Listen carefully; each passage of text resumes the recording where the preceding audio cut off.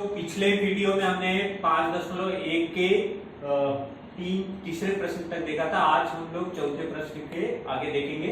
यहाँ पर चौथा और चौथे प्रश्न के आगे, जैसे प्रश्न संख्या 5.1 में चौथा प्रश्न दिया है, किसी समांतर चतुर्भुज के दो क्रमागत कोणों के मापों का अनुपात 1:2 हो तो उस समांतर चतुर्भुज के सभी कोणों के माप ज्ञात कीजिए। तो हम मान लेते हैं जैसे चतुर्भुज एबीसीडी एक समांतर चतुर्भुज है, उसमें कोण बी और कोण ए के जो कोणों के मापों का अनुपात है 1:2 है। तो सबसे पहले यहाँ पर हम मान लेते हैं, जिस चतुर्भुज को माना है हमने वो लिख लेते हैं, माना चतुर्भुज एबीसीडी एक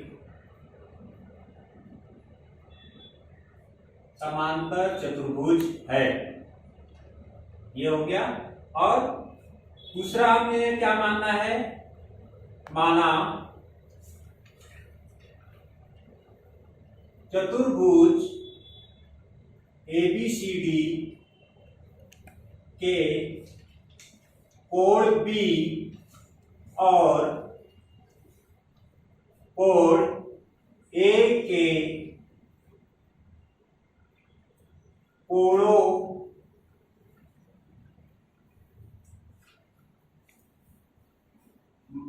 के मापों का अनुपात 1:2 है। इसलिए कोण बी अनुपाते कोण ए बराबर 1:2, ये हमारा हो गया कथन नंबर 1। अब ये अनुपात दिया गया है तो अनुपात दिया गया तो अनुपात दिए गए, हम कभी भी अनुपात दिया जाता है तो अनुपात एक संख्यात्मक मान होता है। इस तरीके से अगर कोई भी राशि अगर हमें ज्ञात करनी है तो उसके लिए समान गुणज मानना पड़ता है। तो यहां मान लेते हैं हम, माना दिए गए अनुपात का सामान्य गुणज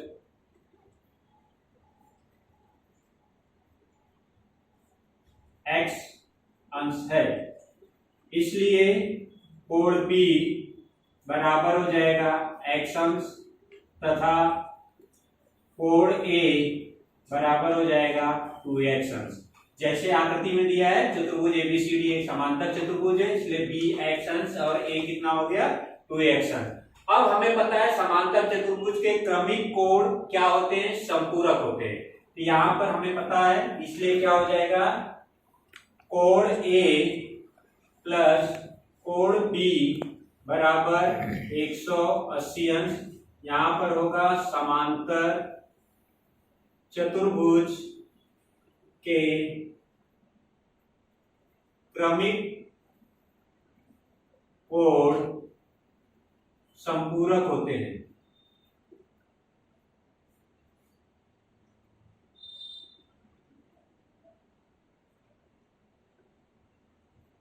समांतर चतुर्भुज के क्रमिक कोण क्या होते हैं, संपूरक होते हैं। अब कोण A का मान कितना है x अंश और कोण B का मान कितना है 2x अंश, और ये कितना हो जाता है 180 अंश, ये हो गया। इसलिए यहां पर आ जाएगा 3x अंश बराबर 180 अंश, इसलिए यहां पर आएगा x अंश और यहां पर हो जाएगा 180/3, इसलिए x बराबर ये आ जाएगा 60। x का मान कितना आ गया 60 अंश। x का मान 60 आया, इसलिए हमें क्या मिल गया, कोण B बराबर x बराबर 60 अंश और कोण A बराबर 2x, इसका मतलब 2 गुणे 60 बराबर कितना आ गया 120 अंश। अब यहाँ पर अगर हम ध्यान से देखते हैं तो क्रमिक कोणों के मापों का योगफल 180 अंश होता है। तो जो दो कोण के माप हमें प्राप्त हुए 60 और 120 दोनों मिलाकर 180 आ रहा है, इसका मतलब आपने जो भी मान प्राप्त किया है वो सही है। उसके बाद उसने बोला है कि उसके सभी कोणों के माप ज्ञात करना है। तो यहाँ पर हम डायरेक्टली लिख सकते हैं कि कोण B बराबर किसके है, कोण D के, और ये कितना हो जाएगा 60 अंश हो जाएगा, और कोण A बराबर हो जाएगा कोण सी के, और ये कितना हो जाएगा 120 अंश, क्योंकि समांतर चतुर्भुज के सम्मुख कोण सर्वांसम होते हैं, इसलिए समांतर चतुर्भुज के सम्मुख कोण ये बराबर होते हैं, इसलिए इसका मान समान होगा। अब पांचवा प्रश्न हम देखते हैं। पांचवें प्रश्न में हमें क्या दिया है? प्रश्न समांतर चतुर्भुज एबीसीडी के विकर्ण एक दूसरे को बिंदु O पर प्रच्छेदित करते हैं। यदि AO बराबर 5, BO बराबर 12 तथा AB बराबर 13, तो सिद्ध कीजिए कि चतुर्भुज एबीसीडी समचतुर्भुज है। तो AO बराबर कितना है 5, BO बराबर 12 और ये कितना गया है 13। तो अभी जैसे एक मान लेते हैं कि कोई भी एक चतुर्भुज दिया है वह समांतर चतुर्भुज है, जैसे चतुर्भुज एबीसीडी एक समांतर चतुर्भुज है, यह हमें प्रश्न में दिया है और हमें इसे सिद्ध करना है कि ये समचतुर्भुज है। तो यहाँ पर सिद्ध करने के लिए हम क्या करते हैं, सबसे शुरुआत में जो दिया गया वो लिखते हैं। चूंकि चतुर्भुज एबीसीडी एक समांतर चतुर्भुज है, चतुर्भुज एबीसीडी एक समांतर चतुर्भुज है, ये दिया गया है। उसके बाद हमें क्या मान दिया गया वो लिख लेते हैं। जैसे AO बराबर दिया है 5, उसके बाद BO बराबर दिया है 12 और उसके बाद हमें AB बराबर दिया है 13, ये दिया है। अब जैसे ये मान दिया गया है, हम क्या करते हैं कि AO का अगर वर्ग लेते हैं, AO बराबर 5 दिया है तो AO का वर्ग करते हैं, जिसका मतलब 5 का वर्ग होगा और ये कितना आ गया 25। उसके बाद BO का वर्ग करते हैं तो BO का वर्ग करने के बाद ये आता है 12 का वर्ग और ये आ जाता है 144। उसके बाद हम AB का वर्ग करके रख लेते हैं तो AB का वर्ग जो होगा हमारा ये कितना है 13 का वर्ग और ये आ जाता है 169, ये हो गया। अब अगर ध्यान से हम देखते हैं इसमें तो यहाँ पर क्या है, चूंकि AO का वर्ग धन BO का वर्ग बराबर कितना हो जाएगा 5 का वर्ग धन 12 का वर्ग और ये आ जाता है 25 धन 144 और ये कितना हो जाएगा 169। ये जैसे हमारा कथन नंबर ए। उसी तरीके से हम क्या करते हैं, दूसरा हमें दिया गया है AB का वर्ग, तो AB का वर्ग हम ऐसे लिख सकते हैं 13 का वर्ग बराबर 169, ये कथन नंबर 2। अब यहां से क्या लिख सकते हैं हम, कथन 1 तथा कथन 2 से, कथन 1 और 2 से हमें क्या मिल जाएगा, AB का वर्ग जो है वह AO का वर्ग प्लस BO के वर्ग के बराबर है। इसलिए पाइथागोरस प्रमेय के विलोम से हमें क्या मिल जाएगा, कोण AOB बराबर 90 अंश। ये कथन नंबर 3 ये हमें मिल गया। कोण AOB बराबर 90 अंश मिल गया। इसका मतलब क्या हो गया, कथन 3 से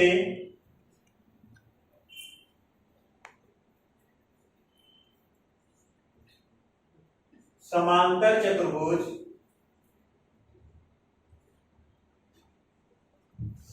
ABCD के विकर्ण परस्पर लंब समद्विभाजित करते हैं।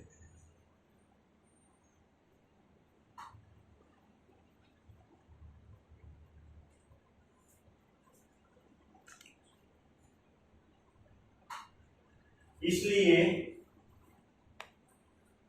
चतुर्भुज ABCD एक समचतुर्भुज है।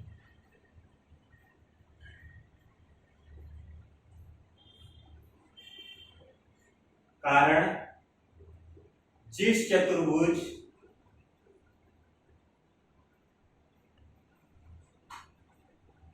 विकर्ण, जिस चतुर्भुज के विकर्ण परस्पर एक दूसरे के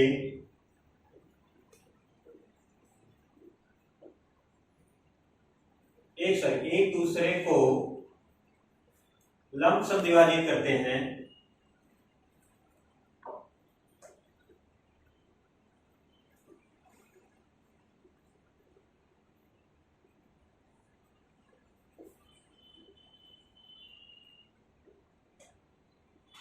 वह चतुर्भुज समचतुर्भुज होता है।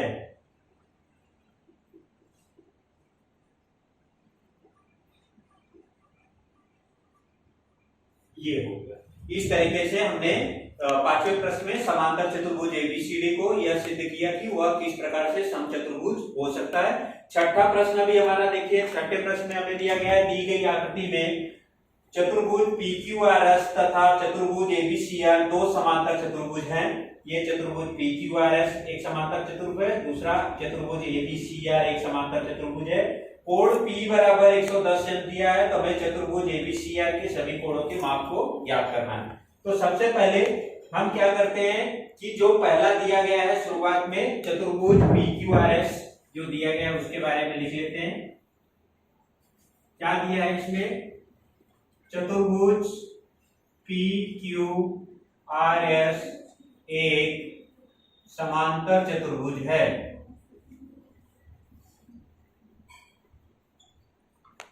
ये हो गया हमारा दत्त प्रश्न में दिया है। इसलिए क्या हो जाएगा, कोण SPQ बराबर कोण QRS या SRQ दोनों लिख सकते हैं, SRQ ये बराबर हो जाएगा।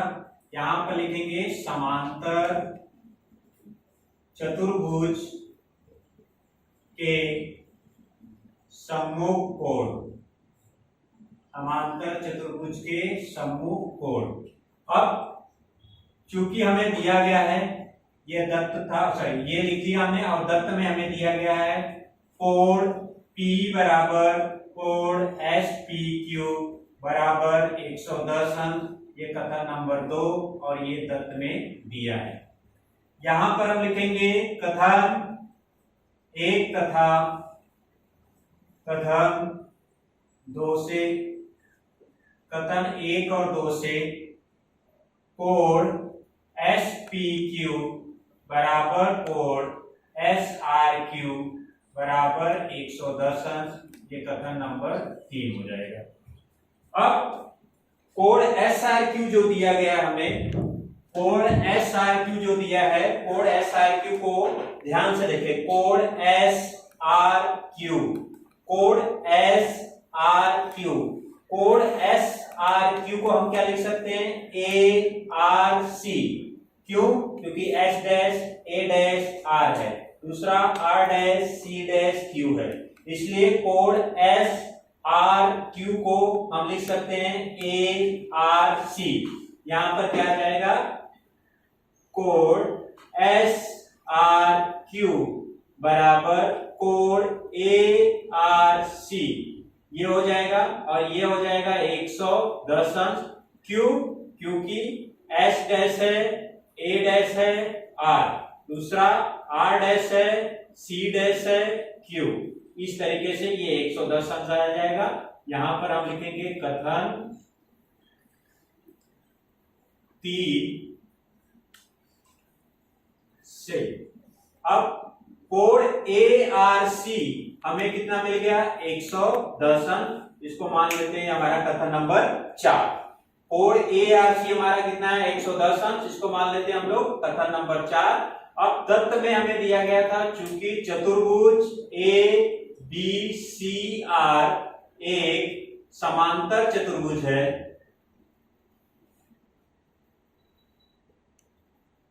ये हमारा प्रश्न है दत्त, मतलब सॉरी दत्त में दिया है, इसलिए ये क्या हो जाएगा, कोण ABC बराबर हो जाएगा कोण ARC।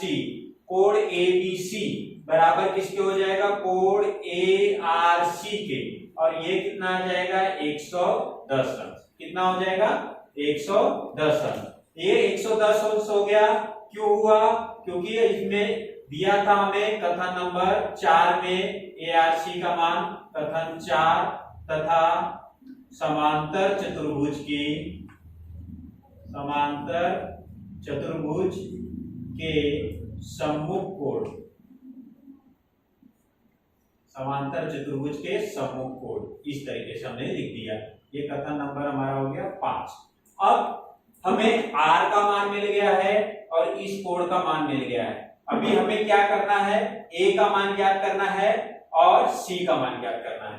तो इसलिए हम क्या लिखेंगे, कोण ABC प्लस कोण BAR, कितना हो जाएगा 180 अंश।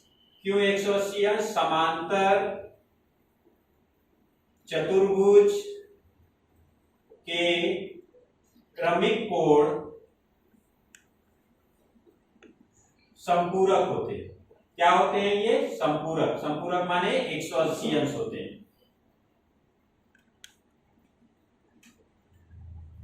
इसलिए कथन 5 से हमें क्या मिलेगा, कथन 5 में हमें ABC 110 आया है, इसकी जगह पर 110 आ जाएगा।